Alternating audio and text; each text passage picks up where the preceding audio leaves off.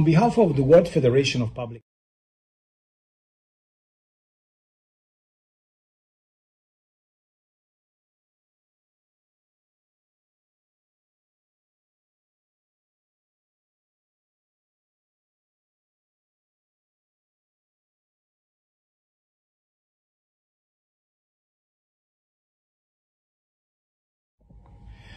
On behalf of the World Federation of Public Health Association, it's a pleasure for me to give you a warm welcome. And I know that Professor Bettina Borisch, Executive Director of the World Federation, will speak more precisely on the challenges that the global pandemic has posed to the world. I only want to say that the World Federation has engaged during these years in several activities working with national associations to take advantage of the experience that we had during this past year. Personally, as maybe you know, I am from Italy, and I am the scientific counselor to the Italian Minister of Health. So we were the first country to be struck outside China in February 2020. And I can tell you that we had very difficult times. At that time, it was really impossible to think about a full lockdown of the whole country for 2 months. And this is the message that we want to give you. Don't hesitate to take tough measures when you engage. Of course, you have to take non-pharmacological, such as lockdown, quarantine, isolation, limitation of the mobility.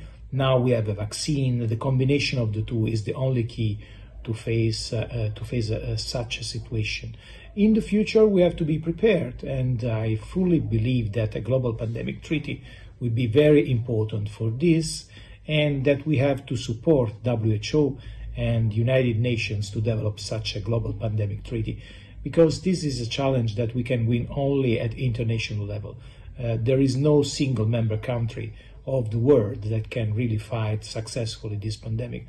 We have to be prepared in the same time, all the world together, and the non-pharmacological and pharmacological measures together are the only way to go on in this direction. So thank you very much, and I hand over to Professor Bettina Borisch.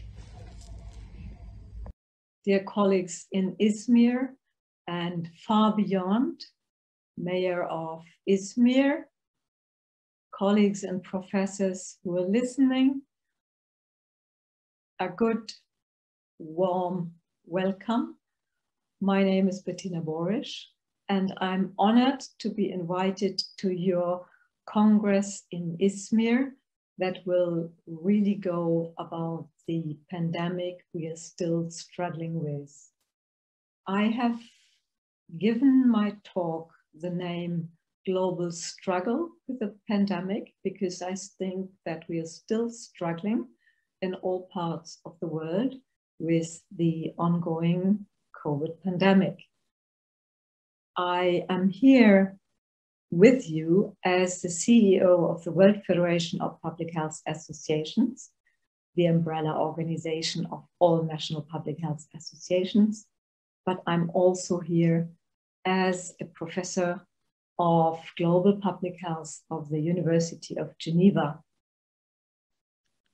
So thank you for being invited to Izmir. I would have loved to be there in person with you, but as we all know, it's not yet possible.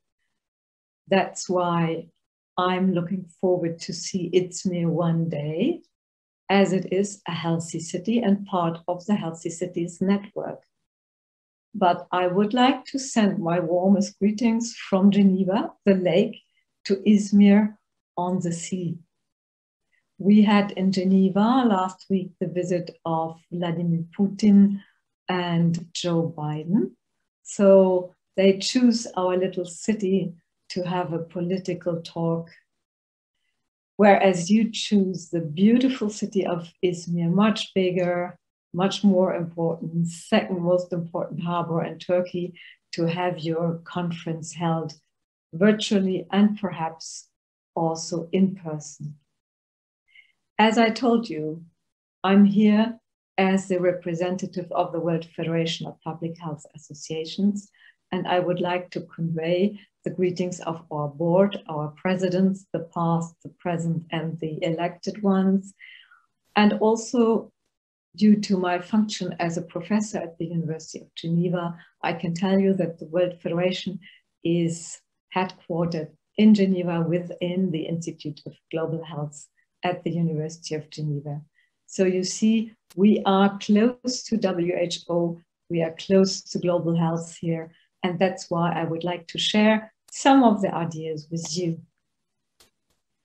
You will talk tomorrow and after tomorrow about the societal impact of pandemics in general. And since the pandemic, everybody knows now that health, when it's not okay, has direct, immediate impact, technically, economically, medically, but also politically. And what we do not yet know, and we will see with the ongoing pandemic, what will be the long-lasting consequences. They will unfold only years or decades later. But before we go, let me take you to a beautiful place, not far away from Geneva. What do you think where it is? Looks sunny, looks nice, and you see this wall, a stone wall, a dry stone wall.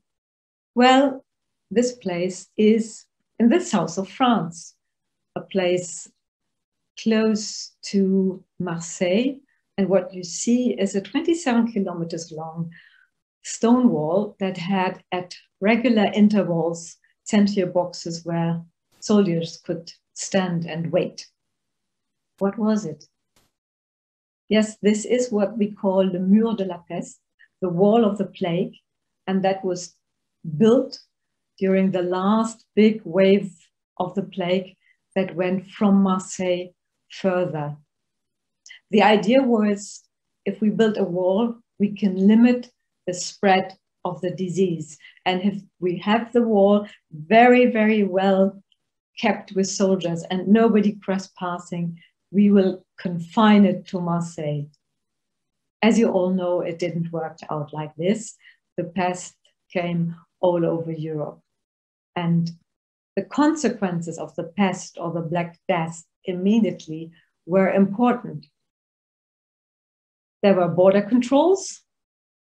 You tried to delimitate, like with this wall. There were restrictions of movements of persons and goods. There was the introduction of what we still call nowadays quarantaine, 40 giorni, from the Italian word, because it was also used in Venice. And there were rules for waste management and rituals that had to be changed if you wanted to bury a person. Also came directly with the Black Death, the othering. It's not us, it's the others who brought the disease. There must be someone else. A lot of conspiracy theories at those days went against the Jewish population. And there were, it looks like our days, the appearance of some fanatics. They were called the flagellants, people that went around Europe, I'll show you. And like today, there was the introduction of PPE, personal protective equipment, for the health workers, especially to protect them from getting the Black Death. And a little thing that nobody knows is the kind of summer holidays were born that we know now, because people knew if you go out of the big cities in a villa, then you are protected. Here, the good sign flag for quarantine that we still use nowadays. And here you see the personal protective equipment of those times. Doesn't look exactly how our masks and shields, but they had to be protected as we have when we have health workers. And on the other side, you see the flagellants, people who walked around Europe, beating up themselves and claiming that this way they could get rid of the disease, the spread of the plague. Now, we had a lot of impact of the Black Death. A lot of people died, 25 million. That was reducing the population of Europe almost by 2/3. Then there were no people who were doing the work in the fields. So the labor became more important. People had to pay more for people working on the fields, and there was a general rise in wages for peasants and artisans. So finally, at the long, long run, there was a change in the society, and there were more fluidity than in the aristocratic times before the Black Death. Now we have COVID. We have directly the information and very fast what kind of disease, what kind of virus. The disease we are learning every day a bit more, but the virus was identified quickly, but unfortunately as quickly as that, it moved around the world. And as you rightly said, with the theme of the first day, it's a global struggle. We all have to deal with it. And like in the Black Death times today, we have direct impacts on the economy, the health systems, the political system. We had to restrict traveling of persons and goods. We had quarantine-like regulations in several countries. We still have economic consequences because we are suffering the largest global recession in history. And we do have conspiracy theories, and people think it were those or the others who brought it. And far more importantly, now we have a threat to multilateralism. We have been used to be together and exchange, but this looks very much under threat now. And we see also that the pandemic may clearly intensify gender inequality and other pre-existing inequalities. We wonder if we have to work up the international health regulations because they were set up to be there in such a case like the pandemic. But a lot of countries didn't follow and didn't have the things in place that they should have. So yes, there's a global impact. It's a global, and it needs a global pandemic strategy and work. We only can make it together. I think we should have learned it. If we have not, we should learn it now. And as the Director General of the WHO, Dr. Tedros, says sometimes, no one of us are safe until all of us are safe.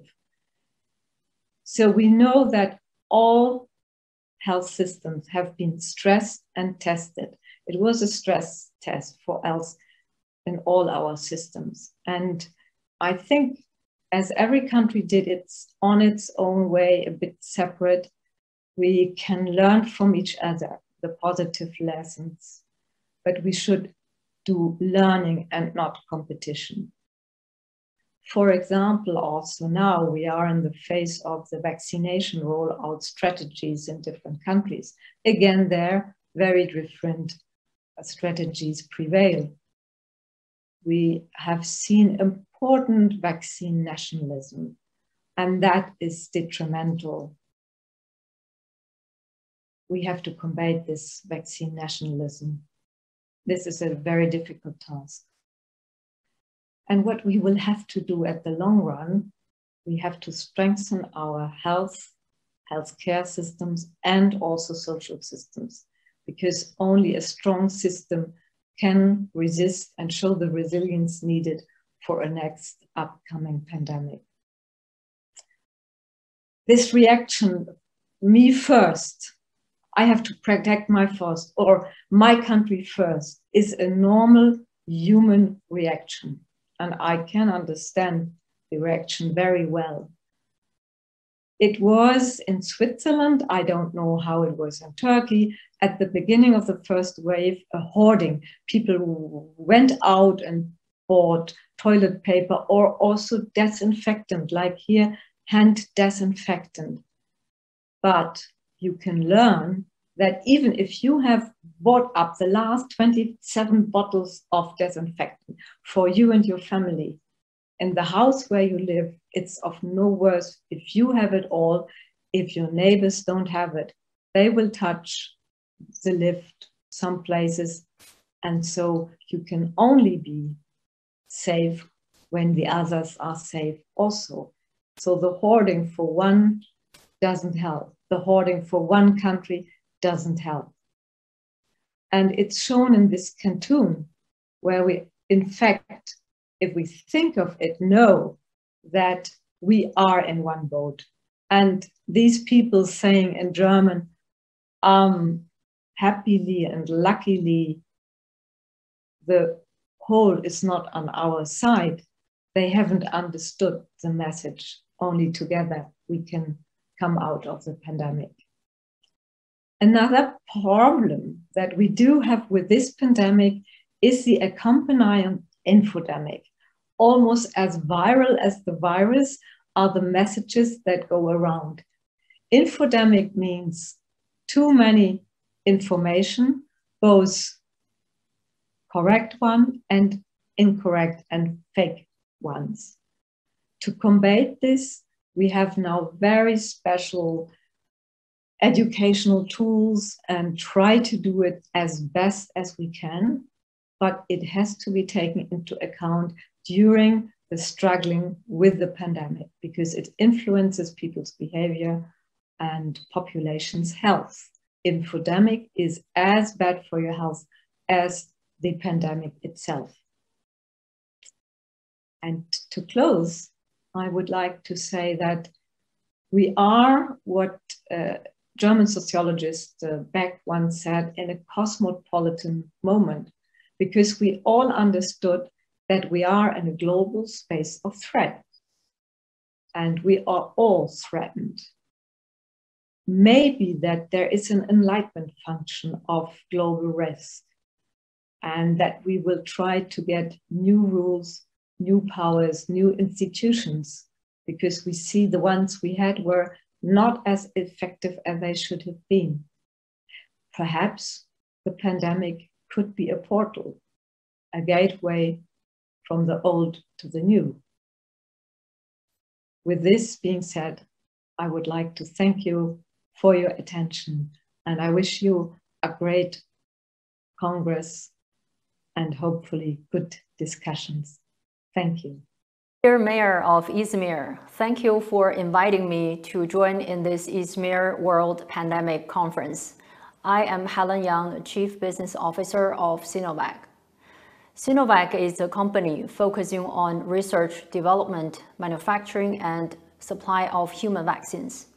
And our mission is to supply vaccines to eliminate human diseases.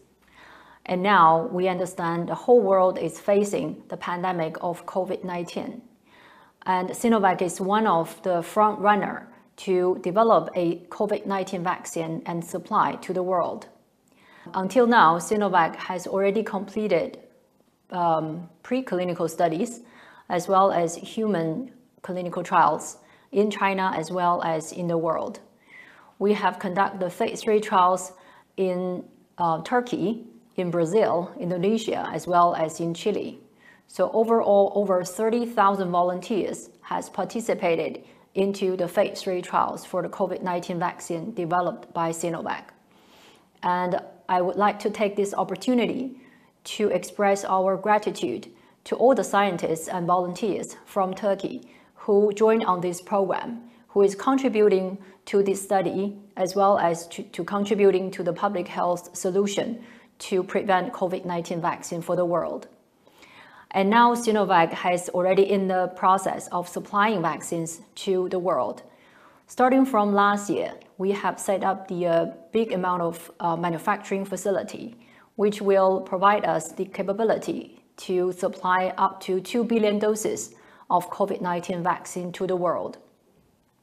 And Turkey is one of the strategic important countries for Sinovac. We have supplied millions of products through our partners, Keyman, into Turkey. And overall, we have supplied over 700 million doses of COVID-19 vaccine to the world. And over 500 million doses of Sinovac's vaccine has been inoculated in the world. And until now, we have seen that the safety of the vaccine has been fully demonstrated. And together with the phase 3 study results as well as the real-world study, which is obtained from the rollout of vaccination, we have seen a very strong efficacy results of Sinovac vaccine. And after using the vaccine in large scale, we have observed the dramatic decrease in the hospitalized cases, fatal cases, as well as the severe cases caused by COVID-19 vaccine. We have seen that the study being run in Brazil as well as in Chile. So until now, Sinovac has already obtained the emergency use approval or conditional marketing authorization from 48 countries or regions. And also WHO gave us the approval for list the vaccine into the emergency use listing. We believe that this gives us a chance to provide our vaccines to more countries, because through the rollout of our vaccination in the countries where they have started to use the vaccine, we have observed the significant decrease in the hospitalized cases or severe cases or even the fatal cases caused by the COVID-19 vaccine. There was a study in Brazil that the entire town received the COVID-19 vaccine from Sinovac. And we can clearly see the big difference in the people living in that town, that they can live like a normal, which is very different from the surrounding cities and towns where Brazil is still currently with a very high epidemic situation. And similar kind of results was also reported in Turkey, that after several million of people using the vaccine, the reported cases or reported hospitalized cases were dramatically decreased. So we have observed the effectiveness of using this vaccine, and this gives us the confidence of keep doing more on developing and deploying this vaccine to the world. Actually, on the June the 1st, 2021, after WHO read the emergency use listing for Sinovac, we think this will provide us the opportunity to share our vaccines with even more countries. Until now, we have shipped our vaccine to close to 40 countries, and our aim is to share the vaccine to even 50 countries or even 70 countries. I believe vaccination is related to public health. Only when the vaccination coverage can reach a certain point, which can help to build the immunity herd, then we can see the real change or real impact from using the vaccines. And that is also the time when we can see the pandemic can be stopped. So I believe that Sinovac is one of the team is working very hard about research development, and also right now is maintaining the big supply of the products through gathering the resources of raw materials and trying to balancing and speed up the process of supplying our vaccines in China as well as in the world.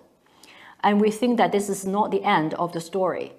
And this pandemic gives us a lesson about how the world should work together in order to provide the collaboration to really give a solution to the world.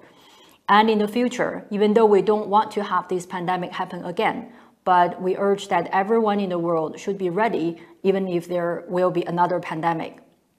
That's why we have Sinovac actually become a China center for the BRICS country, which are focusing on the vaccine partnership.